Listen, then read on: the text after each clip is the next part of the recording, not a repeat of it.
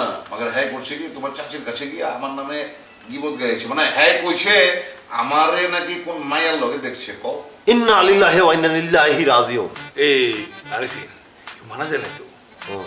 High নাউজুবিল্লাহ নাউজুবিল্লাহ নাউজুবিল্লাহ নাউজুবিল্লাহ নাউজুবিল্লাহ। নাউজুবিল্লাহ আঙ্কেল প্রবলেম সলভ হয়েছে না আমরা কাবিলাকে বুঝাবো? না না না না না কাবিলারে বুঝাইতে গিয়া নতুন করে আমারে পেঁচে ফেলাও না আমি বহু কষ্টে এই ঝামেলা সামাল দিচ্ছি আচ্ছা আচ্ছা ঠিক আছে আঙ্কেল, আপনি যখন আসেন বাসায় কি খাবেন বলেন? কি খিলে বা তোমরা কও ঘরে মিষ্টি আছে দেবো? আঙ্কেল ছাদে যাই চলেন।